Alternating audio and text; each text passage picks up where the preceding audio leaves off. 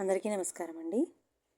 చేతికున్న వాచీలో time చూసుకుంటూ హడావుడిగా ఇంట్లోంచి బయటికి వచ్చి డోర్ లాక్ చేయబోతూ యథాలాపంగా పక్కకు చూసిన సమీర ఒక్కసారిగా నిశేష్టురాలైంది. ఎదురుగా నిలువెత్తు రూపంతో ఆరుద్రతని కురిపించే విశాలమైన కనుతోయితో తననే దీక్షగా చూస్తూ నిలుచుని ఉన్న ధర్మ నిండైన రూపం దర్శనమిచ్చింది. ఒక్కసారిగా మనసులో పెను సంచలనం. ఇన్ని సంవత్సరాల తర్వాత ఇప్పుడు ధర్మ ఇక్కడికి ఎందుకు వచ్చాడు? అసలు తను ఇక్కడ ఉన్నట్లు ఎలా తెలుసుకున్నాడు? తన జీవితంలో ఎప్పటికీ ఒక గతంలాగే మిగిలిపోతాడు అనుకున్న ధర్మ ఇప్పుడు ఇలా కనిపించడం ఏమిటి? బాగున్నావా సమీరా? గొంతులో అదే మార్దవం. అవధులు లేని ప్రేమకి ఆలవాలమైన అవే చూపులు. సమాధానం చెప్పకుండా వణుకుతున్న చేతులతో డోర్ లాక్ చేయడం పూర్తి చేసిన సమీర చెప్పుల్లో కాళ్ళు దురుస్తూ కంపిస్తున్న గొంతుతో నాకు నాకు ఆఫీసుకి టైం అయింది, వెళ్ళాలి అంటూ రెండడుగులు ముందుకు నడిచింది. సమీర, నీతో మాట్లాడాలి. ఆఫీసుకి హాఫ్ డే లీవ్ పెట్టు, కొంచెం అధికారికంగా అని. అరే యార్, ఇన్ని రోజుల తర్వాత కనిపించిన స్నేహితుడికి నువ్వు చేసే మర్యాద ఇదేనా? కమాన్ సమీరా, డోర్ ఓపెన్ చేయి. చాలా దూరం నుంచి వచ్చాను, ముందు ఫ్రెష్ కావాలి అంటూ వంగి షూస్ విప్పటం మొదలుపెట్టాడు.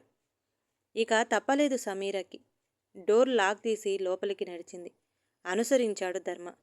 ఒక్కసారి ఇల్లంతా తిరిగి చూసిన ధర్మ, వావ్, సూపర్గా ఉంది సమీరా ఇల్లు. చిన్నగా ఉన్న నీట్గా అందంగా ఉంది. వెంటిలేషన్ కూడా బాగుంది. అవును, వాష్రూమ్ ఎక్కడా?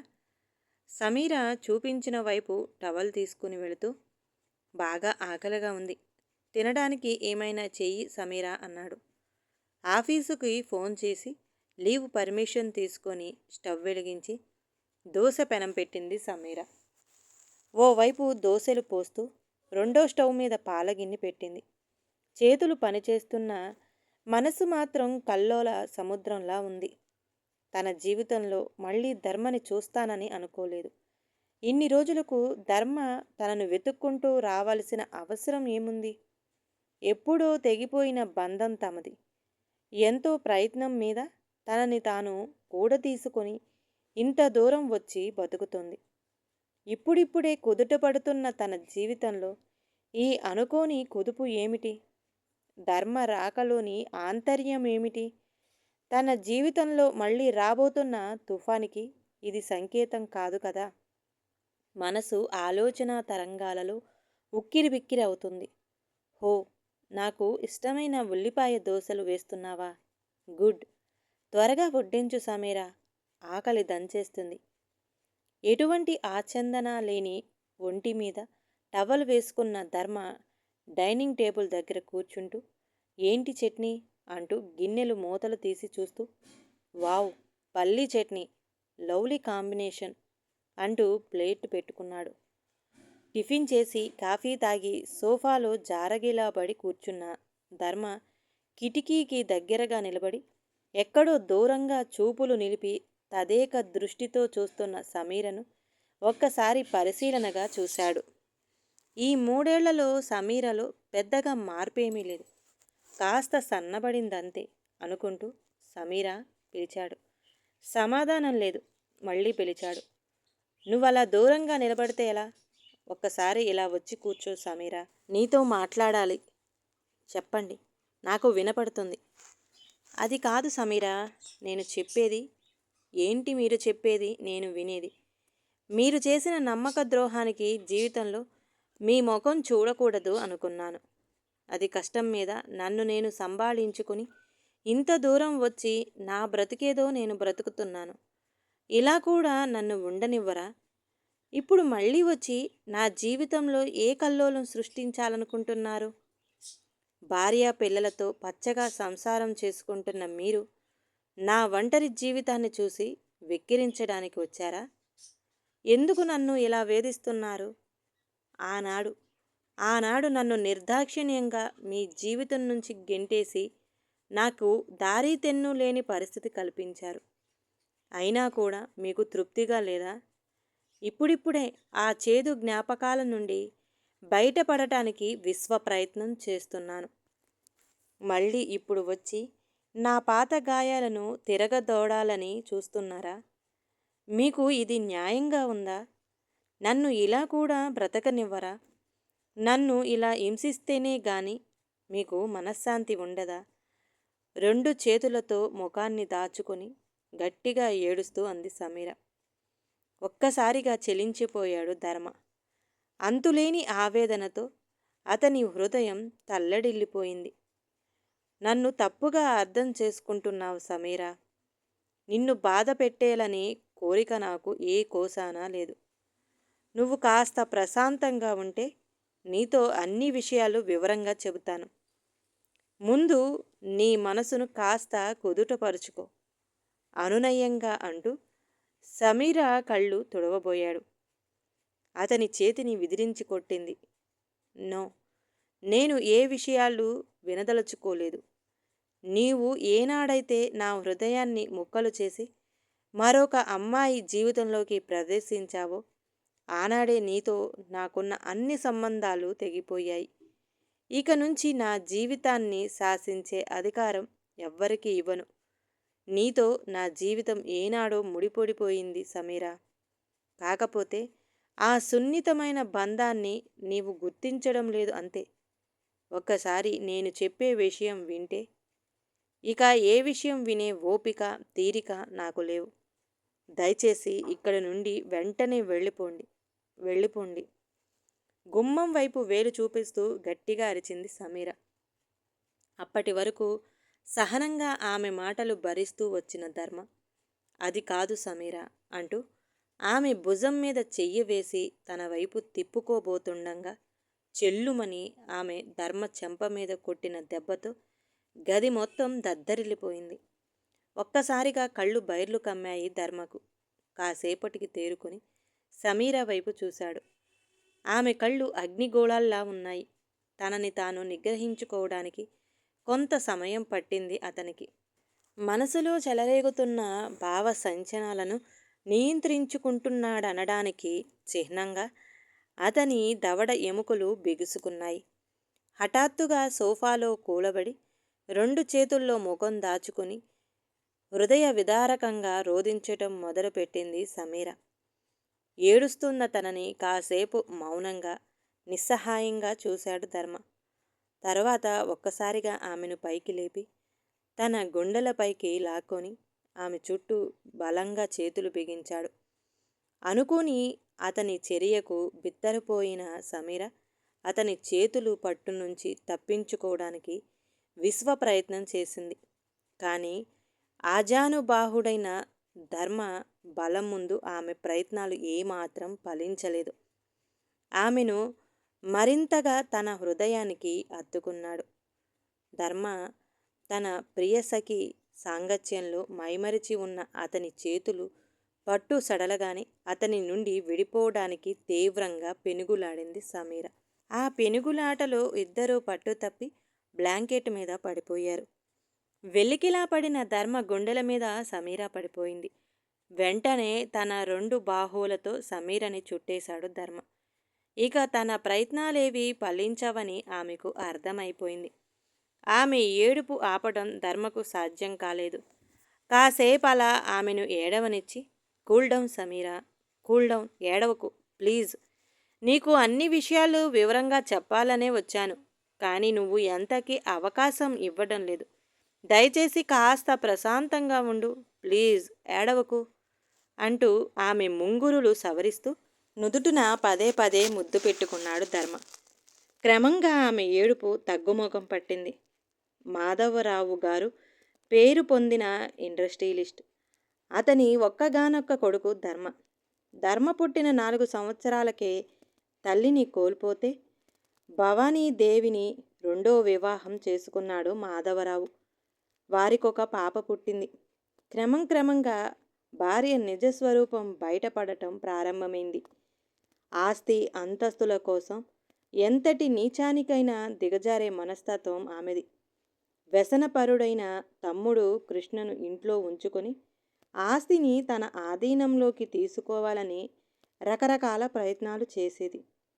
ఆస్తికి తన కూతురే ఏకైక వారసురాలు కావాలని అందుకోసం ధర్మను అడ్డు తొలగించాలని తమ్ముడితో కలిసి పన్నాగాలు చేసేది. ధర్మకు సవతి తల్లి నుంచి ప్రమాదం ఉన్నదని గ్రహించిన మాధవరావు అతన్ని దూరంగా హాస్టల్లో పెట్టి చదివించాడు. అప్పుడప్పుడు తను వెళ్ళి చూడటం తప్ప సవతి తల్లి నీడను కూడా ధర్మ మీద పడనిచ్చేవాడు కాదు. బీటెక్ చివరి సంవత్సరంలో ఉండంగా ధర్మకు ఒక శరాఘాతం లాంటి వార్త అందింది. మాధవరావు గారు హార్ట్అటాక్తో పోయారని. ధర్మ కుప్పకూలిపోయాడు. ప్రపంచంలో తన ఉనికికి తన మనుగడకు కారణమైన తండ్రి తిరిగి రాని లోకాలకు వెళ్ళిపోయాడు. తన జీవితానికి ఉన్న ఏకైక ఆలంబనను కోల్పోవడం ధర్మను కోలుకోలేని విధంగా దెబ్బతీసింది. తండ్రి అంతిమ కర్మల అనంతరం హాస్టల్కు బయలుదేరుతుండగా భవానీదేవి కళ్ళనీళ్లు పెట్టుకుని, ఇన్నాళ్ళు నీ పట్ల చూపిన అనాదరణకు సిగ్గుపడుతున్నానని, ఇక నుండి నువ్వు ఎక్కడికి వెళ్ళాల్సిన అవసరం లేదని, నీ తండ్రి ఆస్తులు అన్నిటికీ నీవు ఏకైక వారసుడవని, ఇక్కడే ఉండి ఆస్తి వ్యవహారాలు వ్యాపార లావాదేవీలు చూసుకోవాలని, చెల్లికి నీ చేతుల మీదుగా పెళ్లి చేయాలని ప్రాధేయపడింది. పిన్నిలో వచ్చిన మార్పు చూసి సంతోషించాడు ధర్మ. అప్పటి నుండి తండ్రి మరణంతో అస్తవ్యస్తంగా మారిన అన్ని వ్యవహారాలను చక్కదిద్దటం ప్రారంభించాడు. అదే సమయంలో తన కంపెనీలో అసిస్టెంట్ మేనేజర్గా జాయిన్ అయిన సమీరను మనసారా ప్రేమించాడు. తల్లిదండ్రులు లేని సమీర బాబాయి పెంపకంలో పెరిగింది. అంతస్తులు తారతమ్యం వల్ల ధర్మ ప్రేమను తిరస్కరించిన అతని ప్రేమలో నిజాయితీకి తలవంచక తప్పలేదు సమీరకి. ఒకరోజు ఆఫీసు నుండి ఇంటికి వెళ్ళిన సమీర బాబాయ్ ఇచ్చిన కాఫీ తాగుతుంది. లోపలికి రావచ్చా? గాంభీర్యాన్ని పులుముకున్న గొంతు వినిపించింది. గుమ్మం వైపు చూసింది సమీర. భవానీదేవి నిలబడి ఉంది అక్కడ. అదేంటి మేడం, మీరు పర్మిషన్ అడగటమేంటి? లోపలికి రండి, కూర్చోండి. నమస్కారం అమ్మా. మీరు మా ఇంటికి రావడం చాలా సంతోషంగా ఉంది. మా అమ్మాయి మీ దగ్గర పనిచేస్తున్నది. ఎప్పుడైనా మా ఇంటికి రావడానికి మీకు అధికారం ఉంది అన్నారు రంగనాథ్ గారు. లోపలికి వచ్చింది భవానీదేవి, కానీ కూర్చోలేదు. కానీ మీ అమ్మాయి ఏ అధికారంతో ఎవరి పర్మిషన్ తీసుకొని నా కొడుకు జీవితంలోకి ప్రవేశించడానికి ప్రయత్నిస్తుందో తెలుసుకోవచ్చా? రంగనాథ్ గారి వైపు తీక్షణంగా చూస్తూ అడిగింది భవానీదేవి. మీరు ఏమంటున్నారో నాకు అర్థం కావడం లేదమ్మా, అయోమయంగా చూస్తూ అడిగారు రంగనాథ్ గారు. ఇందులో అర్థం కానిదేముంది రంగనాథ్ గారు? మీ అమ్మాయి తిండికి గతిలేని స్థితిలో ఉంటే దయతలచి ఉద్యోగం ఇచ్చాను. కానీ తిన్న ఇంటి వాసాలు లెక్క పెట్టినట్లు నా కొడుకు వల విసిరింది. తన అందచందాలు ఎరవేసి తన చుట్టూ తిప్పుకుంటుంది. పూటకు గతిలేని మీ బతుకులు ఎక్కడా? కోట్లకు పడగలెత్తిన నా కొడుకు ఎక్కడా? ఈ భవానీదేవి ఇంటికి కోడలిగా రావాలంటే పెట్టి పుట్టాలి. మీలాంటి అలగా జనానికి నా కొడుకు వైపు కన్నెత్తి చూసే అర్హత కూడా లేదు. ఆపండి భవానీదేవి గారు, మా సమీర అలాంటి అమ్మాయి కాదు. మీరేదో పొరపడినట్లు ఉన్నారు. ఓహో అలాగా, అయితే మీ అమ్మాయినే అడగండి, తనెంత సత్యవంతురాలో చెబుతుంది. అమ్మా సమీర, ఏంటమ్మా ఇదంతా? ఆవిడ అన్నన్ని మాటలు అంటూ ఉంటే మాట్లాడవేంటమ్మా? తను ఏం చెప్తుందండి? ఒకసారి ఆఫీసుకు వచ్చి చూడండి. మీ అమ్మాయి రాసలీలల గురించి ఎలా కథలు కథలుగా చెప్పుకుంటున్నారు. ఊరంతా తెలిసినా మీకు మాత్రం తెలియలేదు అంటే నమ్మడానికి నేనేం వెర్రిదాన్ని కాదు. మీ ప్రోత్సాహం లేకుండానే తాను ఇంత గ్రంథం నడుపుతుందా? ఆస్తి కోసం ఎంతకైనా దిగజారే అలగా మనుషులు మీరు. మీలాంటి ఆపండి మేడం, ఇప్పటి వరకు నన్ను ఏమన్నా సహించాను. మా బాబాయ్ గురించి కానీ మా ఫ్యామిలీ గురించి కానీ నీచంగా మాట్లాడితే మాత్రం ఊరుకునేదే లేదు. ఇప్పటి వరకు నాకు ఉద్యోగం ఇచ్చారన్న కృతజ్ఞతతో మీరేమన్నా భరించాను. ఇంతకు మించి మరొక్క మాట మాట్లాడినా మర్యాదగా ఉండదు. ఆవేశంతో వణికిపోతూ అంది సమీర. అలాగా, అంతవరకు వచ్చిందన్నమాట నీ వ్యవహారం. నా కొడుకుతో నీకు ఎలాంటి సంబంధం లేకపోతే ఎందుకు ఇంత ఉలికి పడుతున్నట్లు? అవును, నేను మీ అబ్బాయి ప్రేమించుకుంటున్నాం. పెళ్లి కూడా చేసుకోవాలని అనుకుంటున్నాం. ఏ, ప్రేమించడం ఏమన్నా నేరమా? పెళ్లి చేసుకోవాలి అనుకోవడం పాపమా? చూశారా, ఇప్పుడు అసలు మ్యాటర్లోకి వచ్చింది మీ కూతురు. కూటికి లేదు కదా అని జాలిపడి ఉద్యోగం ఇస్తే కోట్లాది ఆస్తికి యజమానురాలు కావాలనుకుంటుంది. మీరెంత, మీ బ్రతుకులెంత? నేను తలుచుకుంటే క్షణాల్లో మిమ్మల్ని నామరూపాలు లేకుండా చేయగలను. ఇప్పటికైనా నా కొడుకు జీవితం నుంచి తప్పుకుంటే మంచిది. లేకపోతే ఈ భవానీదేవి విశ్వరూపం చూస్తారు మీరు. నిప్పులు కురిపిస్తున్న కళ్ళతో హెచ్చరించింది భవానీదేవి. నేను ధర్మని మనస్ఫూర్తిగా ప్రేమించాను. ఎట్టి పరిస్థితుల్లోనూ తనని నేను వదులుకోను, స్థిరంగా అంది సమీర. అమ్మా సమీర, అందని ఆకాశం కోసం ఆరులు చాచకూడదమ్మా. ఆ అబ్బాయితో నీకు ఇక ముందు ఎలాంటి సంబంధం ఉండదని చెప్పమ్మా. బాబాయ్, నువ్వేం భయపడకు. నేను ధర్మతో విషయం చెప్పి ఆపు. ఈ విషయం ధర్మ వరకు వెళ్ళిందంటే నీ బతుకు కుక్కలు చింపిన విస్తరి చేస్తాను. ఈ భూ ప్రపంచంలో అడుక్కు తినటానికి కూడా అర్హత లేకుండా చేస్తాను. ఇక నుంచి నువ్వు ధర్మ వైపు కన్నెత్తి చూసినా నిన్ను పిచ్చి కుక్కను తరిమినట్లు.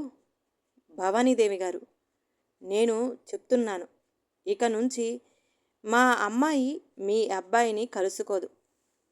అది కాదు బాబాయ్, ధర్మ కూడా నన్ను మనస్ఫూర్తిగా ధర్మ నిన్ను ప్రేమించినట్లయితే నా తమ్ముని కూతురితో పెళ్ళి ఎందుకు ఒప్పుకుంటాడు? ఇంకో వారం రోజుల్లో సుందరితో వాడి పెళ్ళి జరగబోతుంది. ఇదిగో వెడ్డింగ్ కార్డ్. భవానీదేవి గిరాటేసిన వెడ్డింగ్ కార్డ్ అందుకొని చూసింది సమీర. నో, అబద్ధం. ధర్మ ఇలా చేయడు. మీరే కావాలని ఏదో. మాలాంటి గొప్ప వాళ్ళందరూ నీలాంటి వాళ్లను ఏదో కాలక్షేపానికి వాడుకుంటారు. దానికి ప్రేమ అనే అందమైన ముసుగు వేస్తారు. ధర్మ కూడా అలాగే చేశాడు. అంత మాత్రానికే ఆకాశానికి నిచ్చెనలు వేశావు. ఒక్కసారిగా ప్రపంచమంతా గిర్రును తిరిగినట్లు అనిపించింది సమీరకు. ధర్మ ఈ మధ్య తనకి సమయం కేటాయించకపోవడం ఏదో పని ఒత్తిడి వల్ల అనుకుంది. సుందరితో కలిసి బయట కనిపించాడని అందరూ అనుకుంటుంటే పెద్దగా పట్టించుకోలేదు.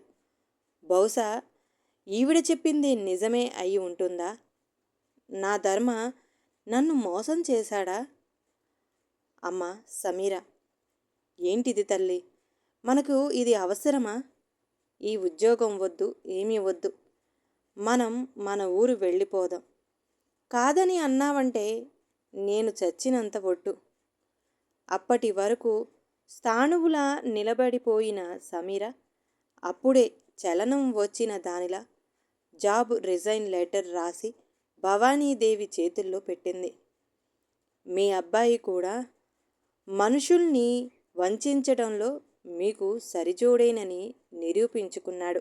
అలాంటి వాడితో జీవితాన్ని పంచుకునే పరిస్థితి రానందుకు ఎంతో సంతోషిస్తున్నాను అని చెప్పింది. గిర్రున వెనక్కి తిరిగి లోపలికి వెళ్ళిపోయింది సమీర. విజయ గర్వంతో తాపీగా నడుచుకుంటూ వెళ్ళి కారెక్కింది భవాని. ఇక్కడికి వచ్చిన సంవత్సరానికి బాబాయి చనిపోవడంతో ఒంటరిదాన్ని అయిపోయాను. నిన్ను మర్చిపోలేక, ఇటు జీవితాన్ని కొనసాగించలేక నరక యాతన అనుభవిస్తున్నాను. ఆవేశంలో నిన్ను అపార్థం చేసుకొని నీకు దూరంగా వచ్చానే కానీ నీ జ్ఞాపకాలు నన్ను వెంటాడుతూనే ఉన్నాయి. హఠాత్తుగా నువ్వు కనపడకుండా వెళ్ళిపోయాక నేను పిచ్చివాడిని అయిపోయాను.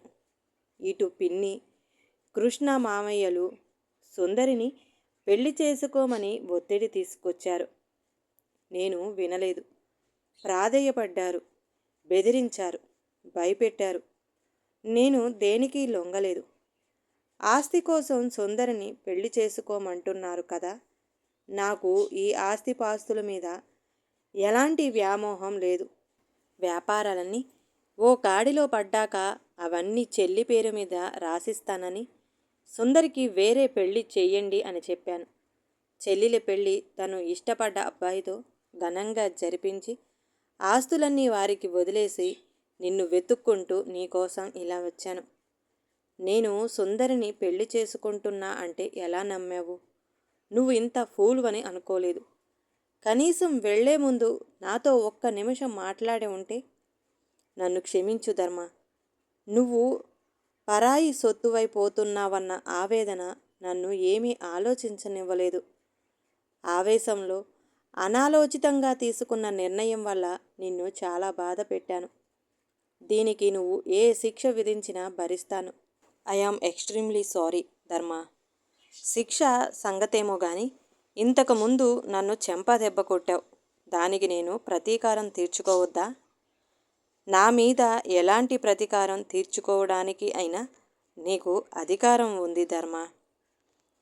ఆ ప్రతీకారం పెళ్ళైన తర్వాత హనీమూన్లో తీర్చుకుంటాను. కానీ ప్రస్తుతం మాత్రం ఈ చిన్న స్వీట్ రివెంజ్ అంటూ సమీరా తలను పైకెత్తి ఆమె పెదవులపై గాఢంగా ముద్దు పెట్టుకున్నాడు ధర్మ.